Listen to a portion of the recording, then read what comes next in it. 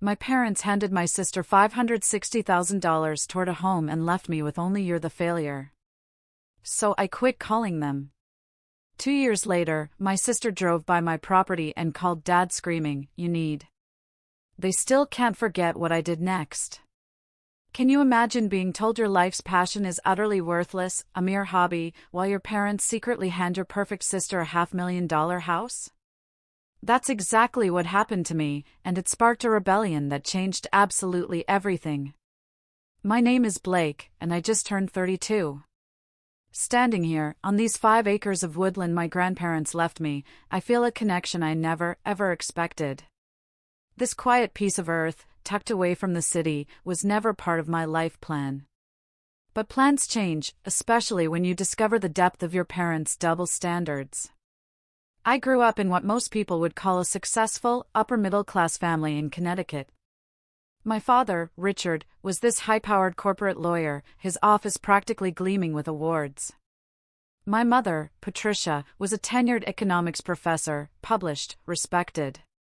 From the outside, we were the picture-perfect American family, beautiful home, manicured gardens, a 3-car garage. You know the type. Then there was Olivia. My sister, 3 years younger, but somehow, always years ahead in our parents' eyes.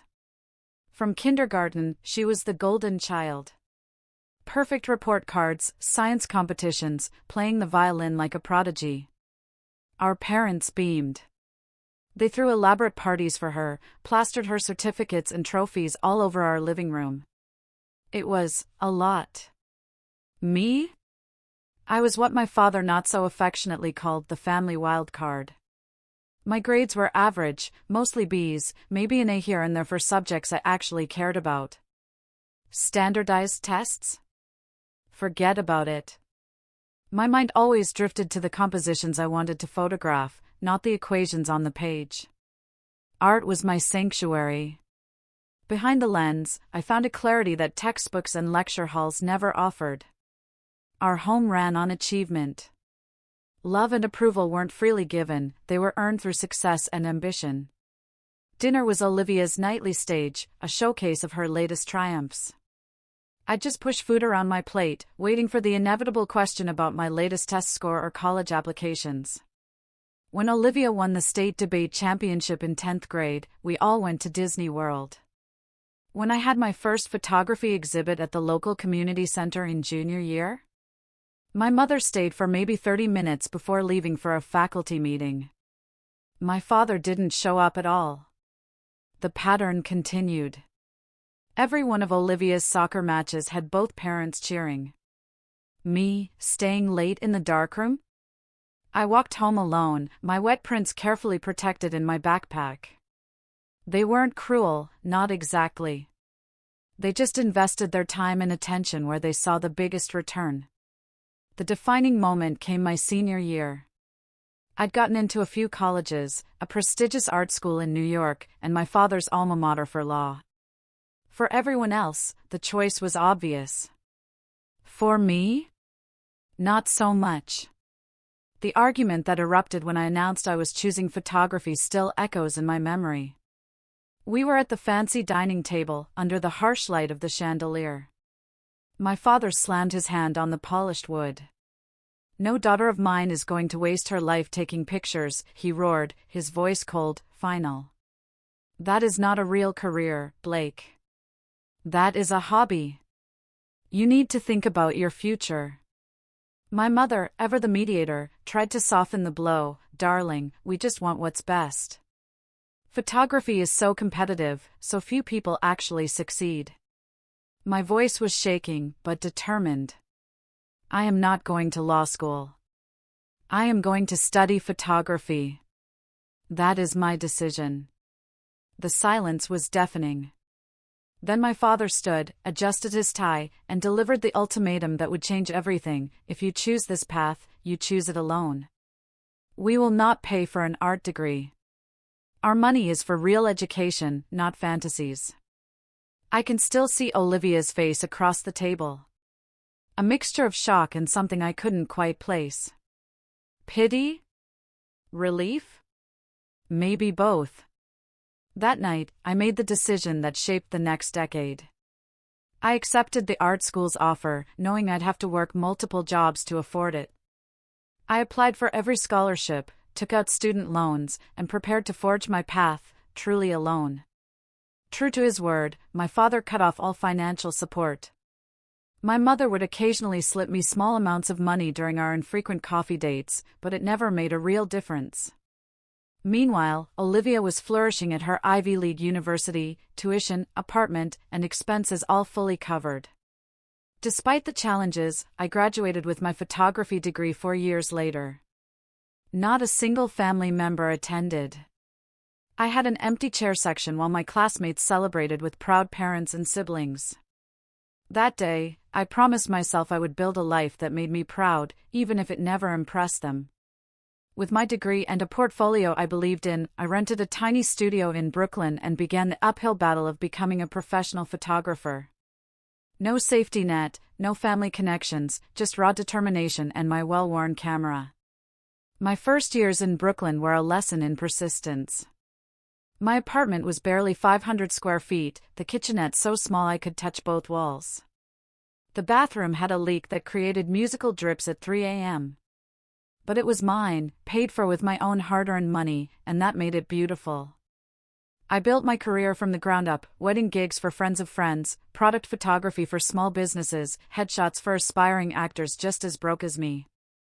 I worked as a barista 5 mornings a week to pay rent, spent afternoons editing, and evenings building my portfolio. It was exhausting but purposeful. I learned to live frugally. Every spare dollar went to camera equipment or student loan payments. Holidays were the hardest. I'd take the train back to Connecticut, carrying modest gifts, only to feel like an outsider. Conversations revolved around Olivia's achievements or my parents' social circle. When I shared news about an exhibition or a new client, the responses were polite but disinterested. "That sounds nice, dear," my mother would say, before turning to Olivia's latest accomplishment. My father was less subtle. One Thanksgiving, after I mentioned my first commercial shoot, he looked up from his plate with a dismissive glance. "It's good you're finding work, Blake, but when are you going to get serious about your future? You're nearly 30. Olivia's on track to make partner, engaged to that brilliant neurosurgeon. What do you have to show for yourself?" The comparison to Olivia was constant, crushing. Her career was flourishing. She'd met Daniel, a neurosurgeon, at a gala. They lived in an upscale Manhattan apartment, took luxurious vacations, planning a lavish wedding. Her life followed the exact blueprint my parents had envisioned. Still, I persisted in trying to maintain a relationship, monthly calls, occasional emails, attending family gatherings where I weathered the subtle digs and disappointed looks. I held on to the hope that eventually, they'd see I was building something meaningful, even if it didn't fit their definition of success. Then came the call that changed everything. My grandmother, my mother's mother, passed away unexpectedly. My grandfather had died just 6 months earlier. The double loss left us reeling. Despite our differences, I had always been close to them. They were the only ones who showed genuine interest in my photography, proudly displaying my work, introducing me as our talented artist. When I struggled with my parents' rejection, my grandmother would say, "True happiness comes from following your own path, not someone else's." My grandfather would add with a wink, "Some people just need more time to see what's right in front of them." They lived modestly but comfortably on a beautiful piece of land about 2 hours outside the city, 5 acres of mixed woodland with a cozy farmhouse they'd renovated themselves. It was my childhood sanctuary, a place where I could breathe, truly be accepted. The reading of their will took place 2 weeks after my grandmother's funeral. The family gathered in the lawyer's office, a somber affair made tense by unspoken expectations. I sat quietly, still processing my grief, when the lawyer cleared his throat. "To our beloved granddaughter, Blake, we leave our 5-acre property and farmhouse, knowing she will appreciate its beauty and find peace there, as we did." The room fell silent. My father's face flushed red. My mother's lips pressed into a thin line.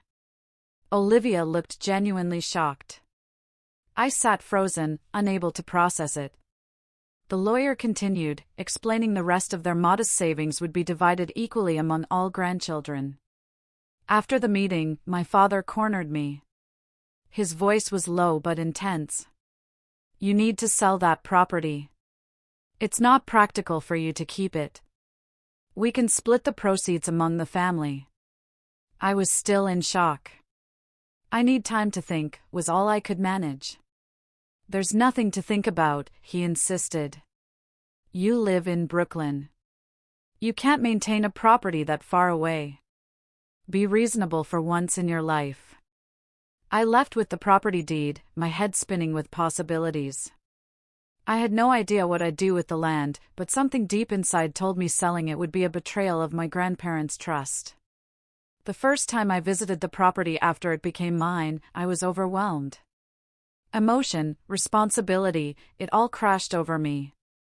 Standing on the dirt driveway, keys in hand, I surveyed what was now my land. The farmhouse needed work. The white paint was peeling, the wraparound porch sagging. The once immaculate garden was overgrown, wild flowers and weeds competing in beds my grandmother had tended so lovingly. Yet, despite its neglect, the property held an undeniable magic. Tall oaks and maples surrounded the clearing. A small stream cut through the western edge, its gentle burbling a soothing soundtrack. Birds called, deer occasionally appeared, then vanished. The land was in a rural area, slowly being encroached upon by development, but it still felt isolated, peaceful. The nearest neighbor was a quarter-mile away, a small organic farm run by a man named Warren, whom I vaguely remembered from childhood visits. I spent that first day just walking, reacquainting myself with its contours and secrets. The treehouse my grandfather built, weathered but still standing. The fire pit where we roasted marshmallows. The small apple orchard, gnarled but still producing fruit. With each step, memories flooded back, along with a growing certainty that this place was meant to be part of my future. My practical side knew my father was partially right. Maintaining this place while living in Brooklyn would be challenging. The house needed repairs I couldn't afford. The land needed regular attention. Property taxes would be due. Selling would be the sensible choice. But when had I ever taken the sensible choice? I returned to Brooklyn with soil still under my fingernails and a head full of half-formed ideas. I was surprised to receive a call from my father the next day, summoning me to a family meeting that weekend. His tone made it clear, this wasn't a request. When I arrived that Saturday, the tension was palpable. My parents sat stiffly in the living room. Olivia and Daniel, her fiancé, sat beside them, a united front. I took a seat on the ottoman, already feeling outnumbered. My father wasted no time. We've been discussing the property situation, and we all agree the best course of action is to sell. The real estate market in that area is growing, and we could get a good price that would benefit everyone. By everyone, you mean you? I couldn't keep the edge from my voice. Blake, be reasonable, my mother interjected. What are you going to do with 5 acres? You can barely keep that tiny apartment of yours in order. Olivia leaned forward, her expression a practiced mask of concern. We're just thinking practically. You're always struggling financially. This could give you a cushion. And what would my share be, exactly? I asked, already suspecting the answer. My father cleared his throat. Well, given your grandparents already gave you the property itself, which is the bulk of their estate, it would be fair if the proceeds were divided among the rest of us. The injustice of it struck me like a physical blow. So, I get nothing. I sell my inheritance and hand the money over to all of you? You need to think about what's best for the family, my father said, his lawyer voice emerging.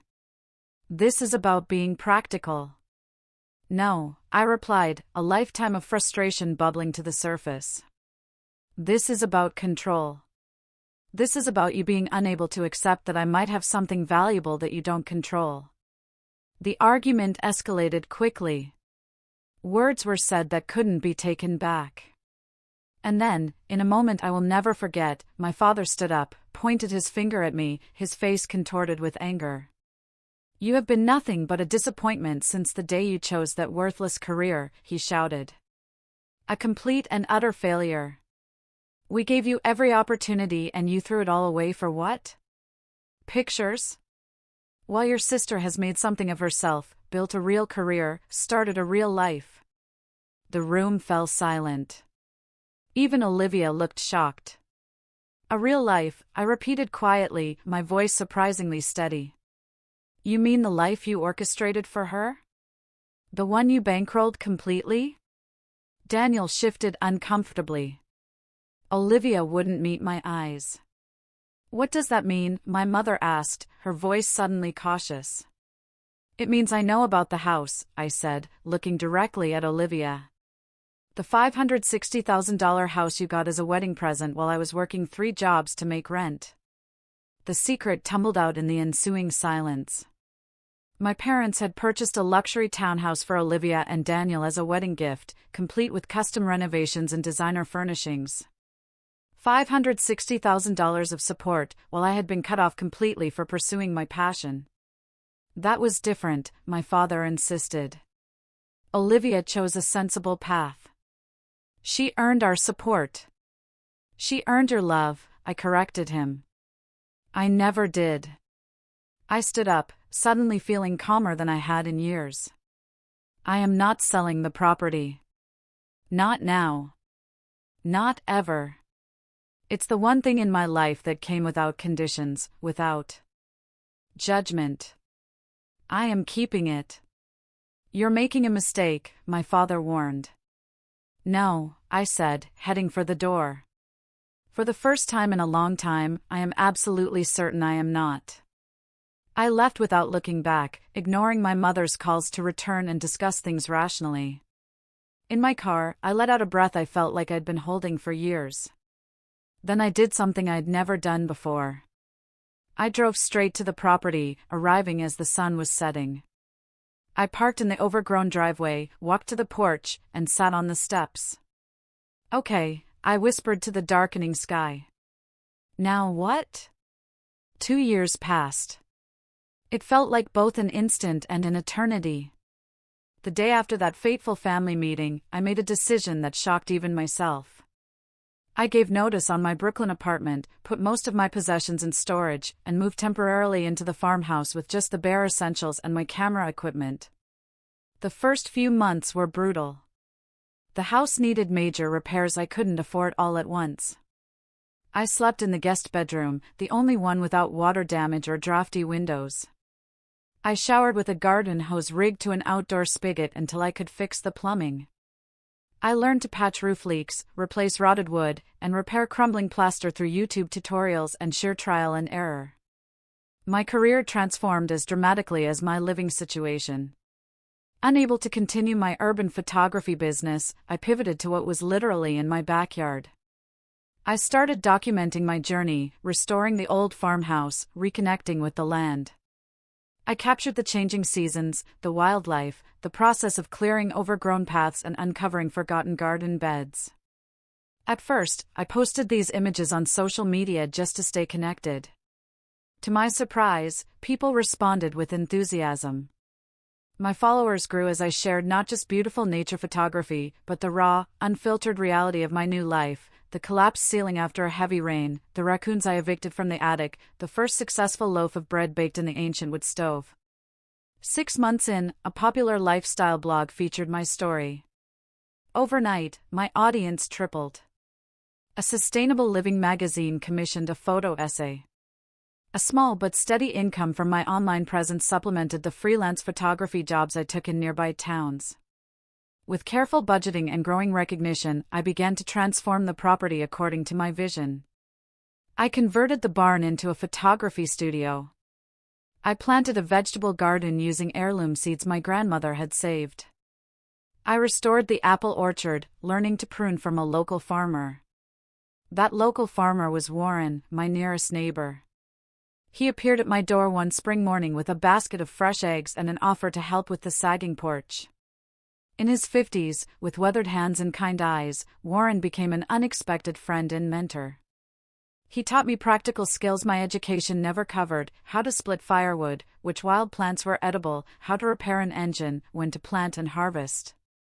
In return, I helped him establish an online presence for his organic farm, photographing his produce, creating a website that attracted new customers.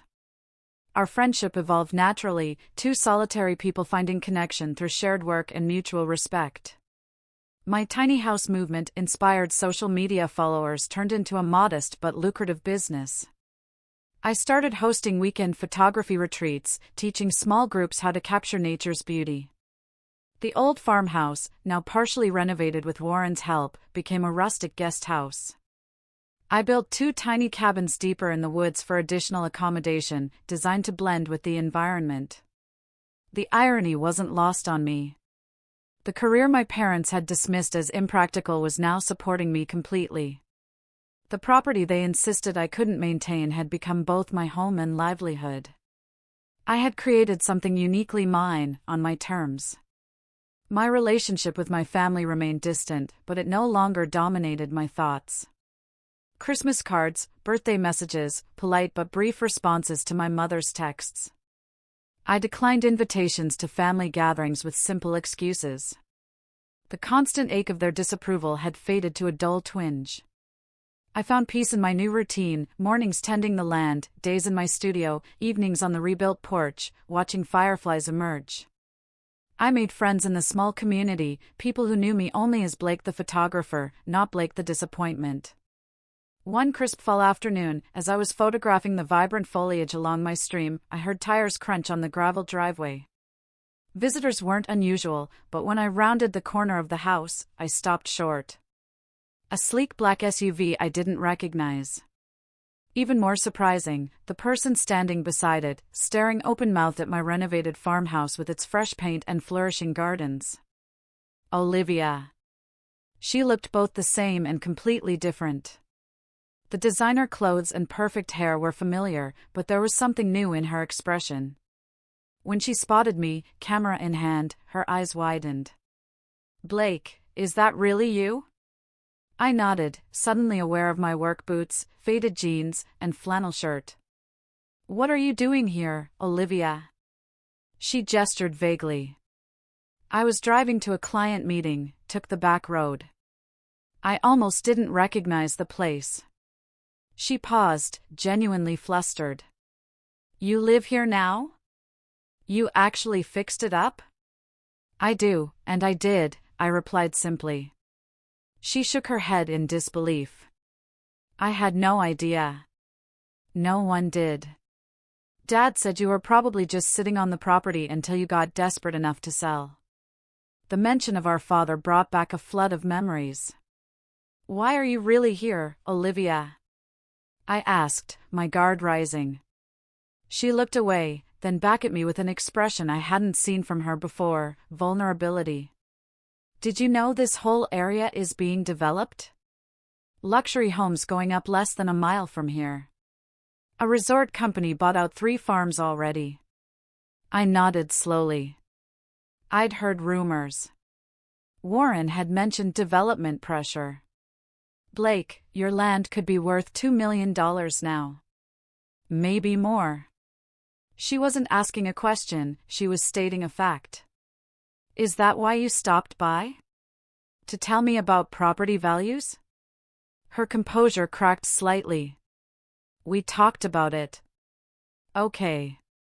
"The whole family.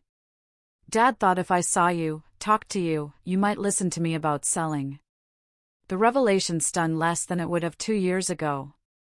"I see. And what commission would you get for convincing me?" Olivia flinched. Then, to my shock, her eyes filled with tears. "You know what? You're right. I came here with an agenda. But standing here now, seeing what you've built." She gestured at the property again. "I can see why you would never sell this." Her admission surprised me enough that I really looked at her. The designer outfit couldn't hide the dark circles under her eyes. The perfect manicure didn't disguise the tension in her hands. Are you okay? The question emerged before I could stop it. She laughed, a brittle sound with no humor. Am I okay? Let's see. My marriage is falling apart because Daniel works 100-hour weeks, and when he's home, we have nothing in common except debt. My job is killing me slowly. The house, that ridiculous house Mom and Dad bought us, has a leaking roof that will cost $30,000 to fix. But I can never admit any of this because I'm the successful one, right? The one who did everything right. I didn't know what to say. This wasn't the confident, perfect Olivia I'd grown up envying and resenting. I should go, she said abruptly, wiping at her eyes. I have a meeting. She got back into her SUV, but before closing the door, she looked at me with an expression I couldn't quite read. You know what the worst part is? You look happy, Blake. Actually happy. Then she was on her phone, and I could hear her voice rising as she pulled away. Dad, you will not believe what Blake has done with that property. We need to. The rest of her words were lost as the SUV disappeared down the driveway. I was left standing alone, camera still in hand, wondering what storm was brewing. That unexpected visit left me unsettled for days. I found myself glancing toward the driveway whenever I heard a car, half expecting my entire family to arrive. But a week passed, then two, and I started to relax, focusing again on my work and the approaching winter. I'd just finished winterizing the beehives Warren had helped me establish when I heard another vehicle approaching. This time, I recognized the sound of Olivia's SUV before I saw it. What I hadn't expected was to see her parking beside a rental car that had arrived moments earlier. Olivia emerged, looking even more polished than last time, as if armored in designer clothing. From the rental car stepped Daniel, her husband, looking uncomfortable in casual clothes that still screamed expensive. They stood awkwardly, clearly waiting. I didn't have to wonder for long. Another car appeared, my parents' luxury sedan. My stomach tightened.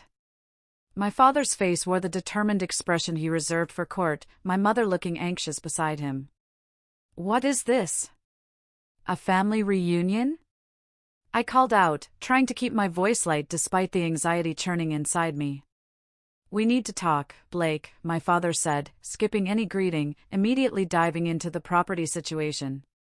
Before I could respond, Warren's pickup truck rumbled up the drive, coming to a stop behind the lineup of expensive vehicles. He nodded to me, a silent message of support. I invited Warren to join us, I said, gesturing to my neighbor. Since any discussion about this land affects him, too. My father frowned but said nothing. Shall we go inside? I suggested, leading the unexpected gathering toward my home. The looks on my family's faces as they entered the renovated farmhouse were almost worth the tension. The sagging floors were now level, refinished to a warm golden glow.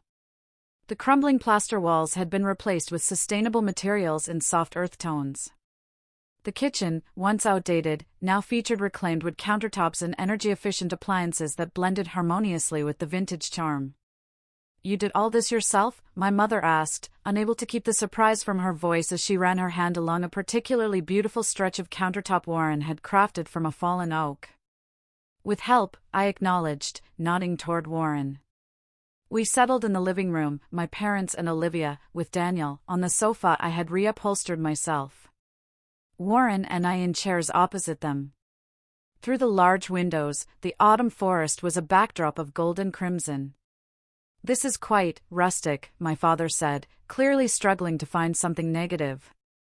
Thank you, I replied simply. Now, what is this about? My father cleared his throat, falling into his lawyer persona.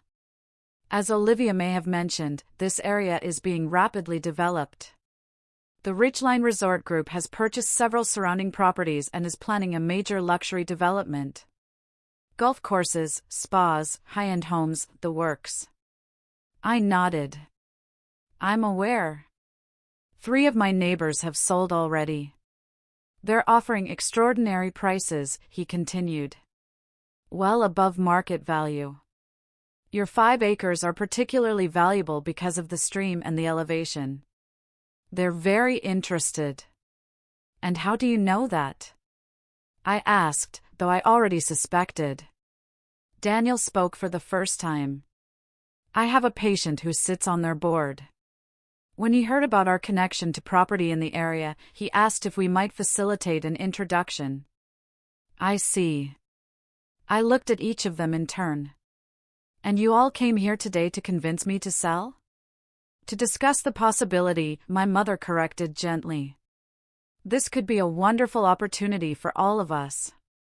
All of us, I repeated. So, you're still expecting a share of my inheritance? My father shifted uncomfortably. Blake, be reasonable. This land has appreciated enormously in value through no effort of your own.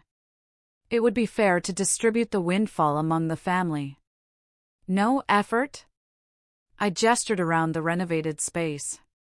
I have put 2 years of sweat and every penny I had into this place. I built a business here. I built a life here. Taking pictures is not a real business, my father dismissed. Actually, Warren interjected, his quiet voice commanding attention. Blake runs one of the most successful businesses in the county now. The photography retreats bring visitors from all over the country. They support the local economy, staying in town, eating at our restaurants, shopping in our stores. My father looked at Warren as if seeing him for the first time. And you are Warren Milligan, he said, Blake's neighbor and friend. He put emphasis on the last word. Olivia, who had been uncharacteristically quiet, suddenly spoke up. Blake, no one is trying to take anything from you, but this could solve problems for everyone. You could buy a better property somewhere else, somewhere more convenient. We could all benefit. What problems would it solve for you, Olivia? I asked directly. She glanced at Daniel, then back at me. That's not relevant. I think it is. You said your marriage was struggling. You mentioned debt. Is this about money? Daniel's face flushed. That is private. Not if you're here asking me to sell my home to solve your problems, I countered. My mother looked shocked. Olivia, what is Blake talking about? The facade Olivia had maintained for so long finally cracked completely. The house is underwater, Mom. The mortgage, the renovations, the lifestyle we thought we were supposed to have. Daniel's medical school debt, my student loans, we're drowning. But your careers, your salaries, my father sputtered. Go to keeping up appearances, Daniel said quietly. The cars, the clothes, the vacations, the social obligations, the networking events you insist we attend. The country club membership you gifted us that comes with monthly fees we can barely afford. The revelation hung in the air like smoke. My seemingly perfect sister and her successful husband were living a life they couldn't sustain. Trapped in a prison of expectations and appearances. I had no idea, my mother whispered. Of course you didn't, Olivia said bitterly. We never talk about real things in this family. Just achievements and appearances. I looked at my sister with new eyes, seeing not the golden child who had everything handed to her, but someone as trapped by our parents' expectations as I had been. The difference was, I had escaped. She was still living in that cage. I am not selling the land, I said finally, gently. Not to solve financial problems, not to make developers richer, not for any reason. This is my home. You're being selfish, my father accused, but his voice lacked its usual conviction. No, I replied. For the first time in my life, I am being true to myself. And I think that scares you more than anything. Warren cleared his throat. If I might make a suggestion, Blake's property is not just valuable for development. It's valuable as it is. Her photography business is thriving. The organic garden supplies local restaurants. The tiny cabins bring tourism to our community without disrupting its character.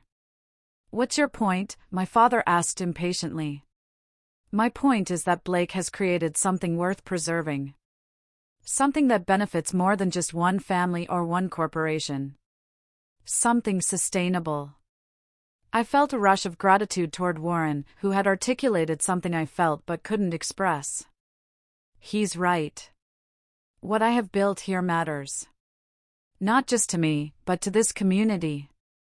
Olivia looked at me with an expression I had never seen from her before. Something like respect. I think I understand now. When I drove by and saw what you had created, I was jealous, Blake. You look so content, so sure of yourself. I've never felt that way. Not once. Her admission stunned me into silence. My perfect, golden sister, jealous of me? So that's it? You simply refuse to consider the needs of your family? My father pressed, but I could hear the defeat in his voice. I have considered them, I assured him. But I have also considered my own needs. The needs of this land. And the needs of this community. The answer is still no. As the tense conversation continued, Warren excused himself to check on something outside. When he returned, he had a basket filled with fresh eggs, late-season vegetables, and a jar of honey from my hives. Maybe you folks would like to take these back with you, he offered to my parents. Everything grown right here on Blake's property. Some of the best produce in the county. The simple gesture somehow broke the tension. My mother accepted the basket with genuine thanks. My father stood, straightening his jacket. We should go, he said stiffly. We have a long drive back. As they gathered to leave, Olivia hung back, letting Daniel walk ahead with our parents. When we were alone in the kitchen, she turned to me. I never understood why you walked away from everything they offered you, she said quietly. Now, I think maybe you were the smart one all along. It was never about smart, I replied. It was about authentic. About finding my own definition of success. She nodded slowly. I need to find mine. I think you can, I told her. It's never too late to change direction. Even with all their expectations, all the investment they've made in me becoming who they wanted me to be? Especially then, I said. Take it from someone who disappointed them thoroughly. The world doesn't end. You just begin again. She hugged me then, an awkward but genuine embrace that felt like the first real connection we'd shared in decades. I'll call you, she promised. I watched from the porch as they all drove away, Warren standing silently beside me. When the last car disappeared, he turned to me with a small smile. Quite a family you have there. They are, I agreed. For better or worse. You stood your ground, he observed. Not many would have with that much pressure. I looked out over my land, at the life I had built from nothing but determination and faith in myself. Some things are worth fighting for. Life settled back into its rhythm after the confrontation. Autumn deepened into winter, covering my 5 acres with pristine snow. I continued hosting smaller, more intimate photography workshops. The cozy farmhouse, with its wood stove and thick quilts, became a haven for guests.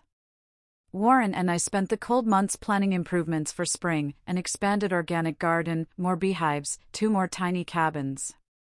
Our friendship had evolved into something deeper, a partnership built on mutual respect and shared values. As the snow began to melt, revealing the first green shoots of spring, Olivia called. Our conversation was awkward at first, months of silence creating a barrier that took time to dismantle. But gradually, the tension eased. I left the firm, she said finally, the words tumbling out in a rush. You did what? I sat down on my porch steps, stunned. I quit my job. Left the partnership track. Daniel and I are selling the house, too. Olivia, that is huge. Are you okay? She laughed, a genuine sound I had rarely heard from her. I think I am. For the first time in forever, I feel like I can breathe. Daniel is cutting back his hours, too. We're renting a small apartment while we figure things out. What did Mom and Dad say? I asked, already imagining their reaction. Dad didn't speak to me for 2 weeks, she admitted. Mom cycles between concern and disappointment. But you know what? I'm sleeping through the night for the first time in years. We talked for over an hour, really talked, perhaps for the first time as adults. About expectations, appearances, finding happiness versus achieving success, about the courage it takes to disappoint the people who raised you. I've been thinking about what you said, Olivia told me before we hung up, about finding my own definition of success. I'm looking into environmental law, using my degree for conservation work instead of corporate profits. That sounds perfect for you, I said, meaning it. I'd like to come visit again sometime, she added hesitantly. Just me. To see your place properly, maybe learn a bit about what you do. I'd like that, I replied, surprised to discover how much I meant it. True to her word, Olivia visited a month later. She arrived wearing jeans and hiking boots, her hair pulled back in a simple ponytail, looking younger and more relaxed than I had seen her in years. We spent the weekend exploring the property, talking about our childhoods and the different paths our lives had taken. She asked thoughtful questions about my business, genuinely interested in what I had built. On Sunday afternoon, as we sat on the porch drinking tea, she broached the subject we had been avoiding. Mom and Dad want to visit, she said, watching my reaction carefully. They asked me to ask you if that would be okay. I set my mug down slowly, processing the request. Why now? Olivia shrugged. I think seeing me make such a big change shocked them. Dad keeps talking about legacy and family connections. I think he's finally realizing he might lose both his daughters if he doesn't bend a little. And the property, the pressure to sell. I think that ship has sailed. She said the developers moved their focus to another area after I refused.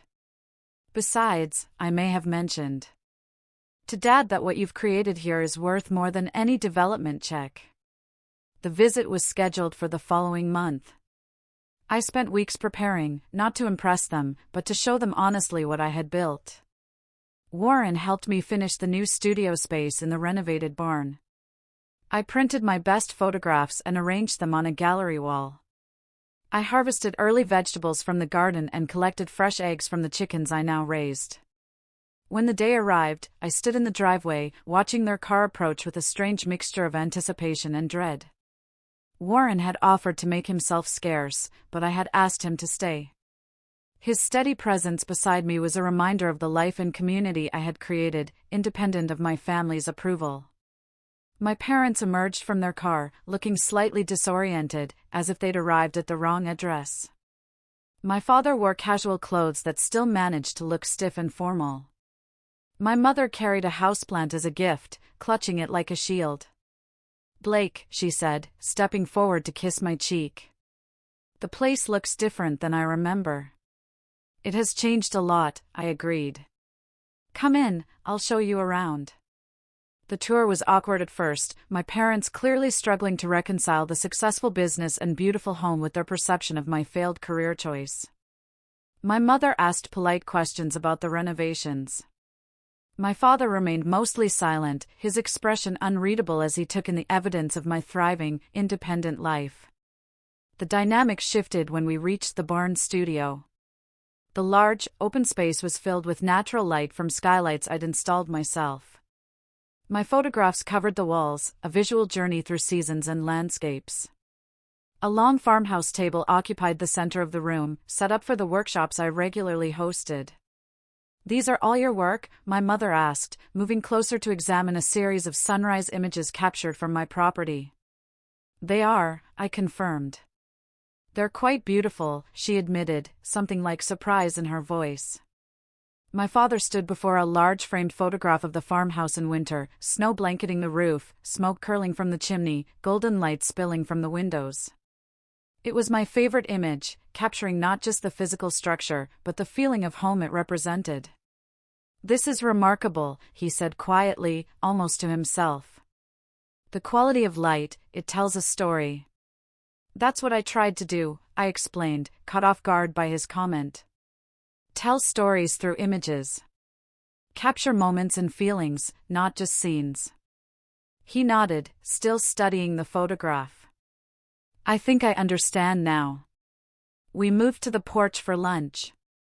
The table was set with food I had grown or made myself, fresh salad from the garden, eggs from my chickens, bread I had baked that morning, honey from my hives, wine from a local vineyard where I had photographed the harvest. As we ate, the conversation gradually became less strained. My mother asked about my business model, her academic mind engaging with the practical aspects of what I had built. My father, to my surprise, asked thoughtful questions about my photography techniques and creative process. Warren shared stories about the local community, the farmers' market we both participated in, the conservation efforts to protect the watershed. He spoke about my contributions to the area, the tourism my workshops brought, the articles and features that had put our small town on the map. You have created something substantial here, my father finally acknowledged, setting down his glass of wine. Something with real value. Not just financially, but intrinsically. Coming from him, it was an extraordinary admission. I felt a weight I had carried for years begin to lighten. Why did you never come to my exhibits? I asked suddenly, the question emerging before I could stop it. Even in high school, when it would have been easy. My parents exchanged uncomfortable glances. It was my mother who answered. We were afraid, she said simply. Afraid you were making a mistake we couldn't fix. Afraid you would struggle and suffer. Afraid we had failed as parents if you didn't follow the path we thought was safe. So instead of supporting my choice, you punished me for making it, I said, the old hurt surfacing despite my best efforts. We thought we were protecting you, my father said. We were wrong. The simple admission hung in the air between us. Not quite an apology, but an acknowledgement that carried its own weight. And Olivia, I asked, the house, the financial support? My father looked genuinely remorseful. We thought we were doing the right thing, setting her up for success. But look how that turned out. She was miserable in that perfect life we helped create. We made many mistakes, my mother added softly, with both of you, in different ways. As the afternoon light began to fade, casting long shadows across the yard, my father stood and walked to the edge of the porch, looking out over the land. I wouldn't have chosen this for you, he said finally. This place, this life. I would have pushed you towards something I understood, something with a clear path. And I would have been wrong. He turned to face me. You found your own way, created your own success. I am proud of that, even if I don't entirely understand it. From my father, those words were the equivalent of a standing ovation. I felt tears prick at the corners of my eyes. Thank you, I said simply. As they prepared to leave, my mother hugged me tightly. We'd like to visit again, she said. If that would be all right. I'd like that, I replied, surprised to find I meant it. My father shook Warren's hand, then mine, holding on a moment longer than necessary. You have a beautiful home, he said. Thank you for sharing it with us. We stood in the driveway, Warren and I, watching their car disappear down the road as the setting sun painted the sky in shades of pink and gold. You okay? Warren asked quietly. I nodded, feeling a complex mixture of emotions I couldn't quite name. I think so. It's not fixed, not completely, but it's a start. He took my hand, his palm warm against mine. Beginnings are good, he said. I'm partial to them myself. As we walked back toward the house, I looked at the life I had built from nothing but determination and a piece of inherited land. A home. A business. A purpose. And now, perhaps, the beginnings of a healed family and a new kind of love. Not the life anyone had planned for me, but the one I had created for myself.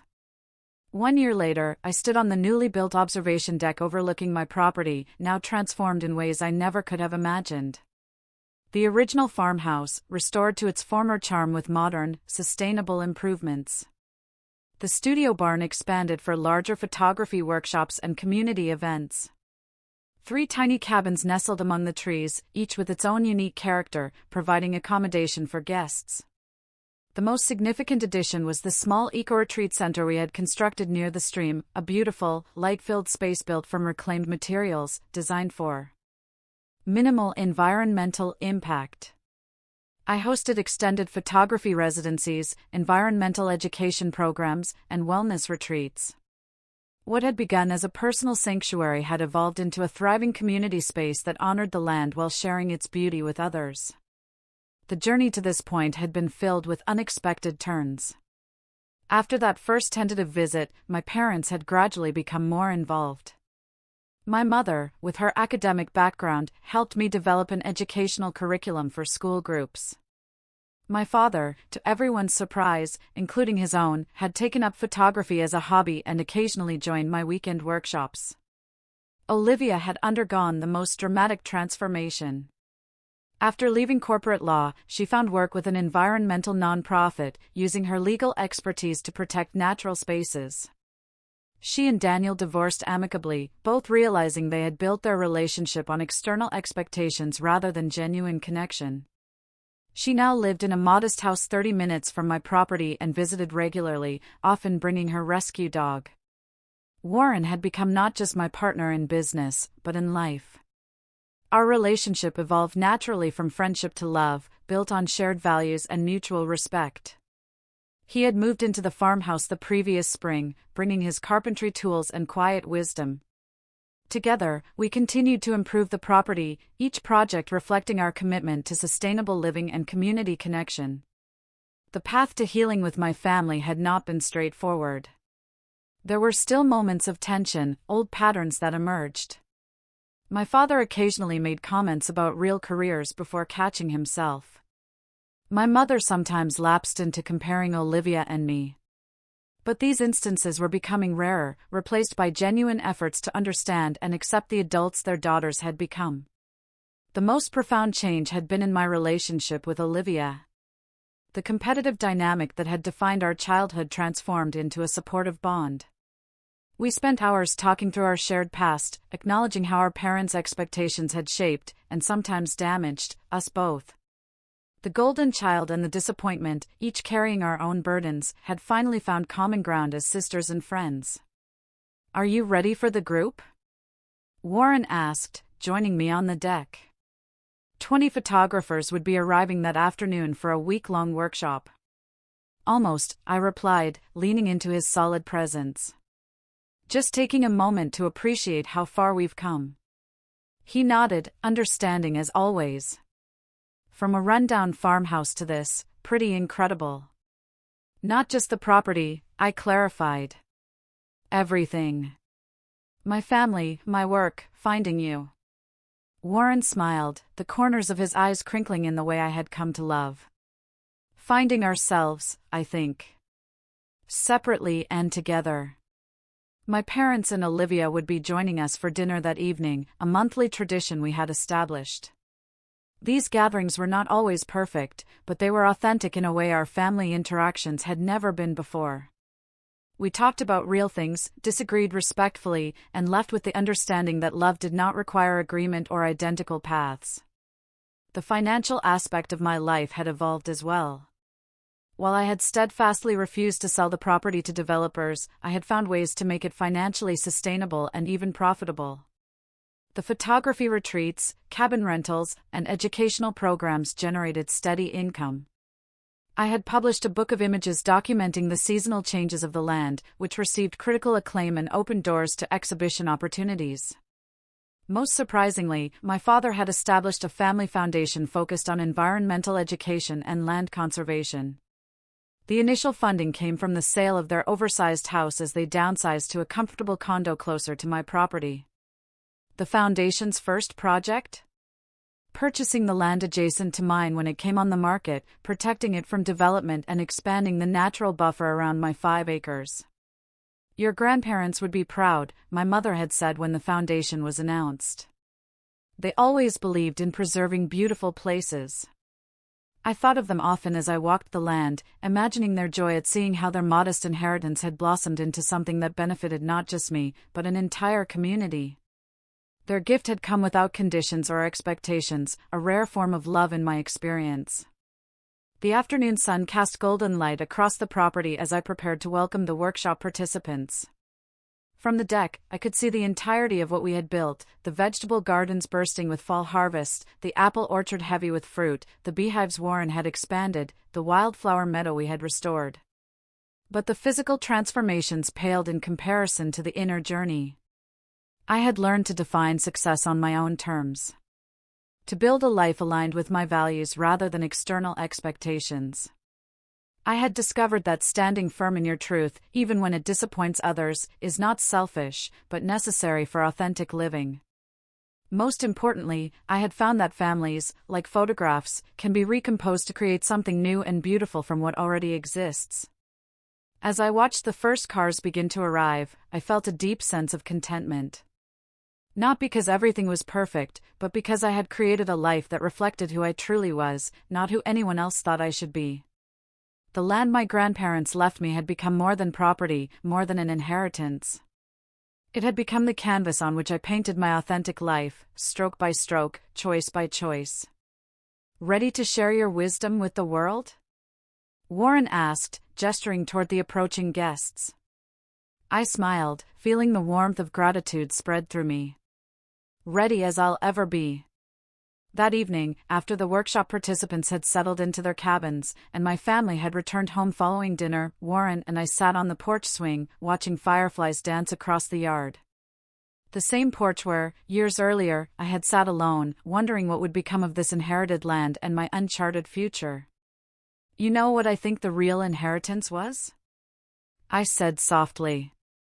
Not the land itself, but the belief that I deserved a life that made me happy, that I was allowed to choose my own path.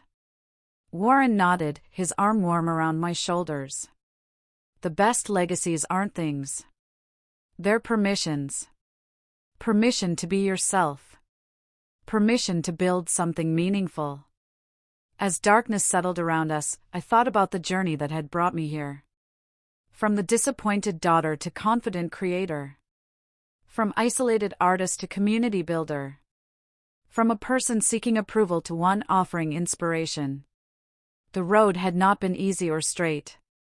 But every difficult turn had led me exactly where I needed to be. What are you thinking about?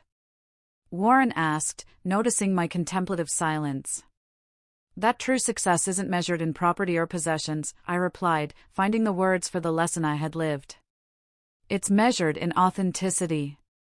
In the courage to build a life true to yourself, even when others don't understand.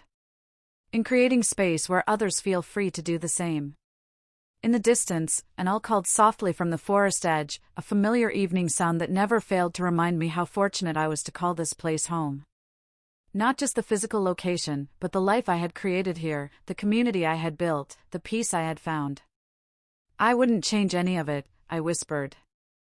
Not even the hardest parts. Because in the end, what had seemed like rejection had become the doorway to acceptance. What had felt like failure had transformed into the most meaningful success. And what had been given as consolation had become my greatest blessing. Have you ever had to choose between family expectations and your own authentic path? I would absolutely love to hear your stories in the comments below. Remember, your unique journey has value, even when others might not see it yet. If this story resonated with you, please like, subscribe, and share it with someone who might need to hear that choosing their own path is not just okay, but sometimes the most courageous thing they can do. Thank you for joining me on this journey, and may you find the courage to build a life that feels true to you, regardless of what anyone else believes you should be doing.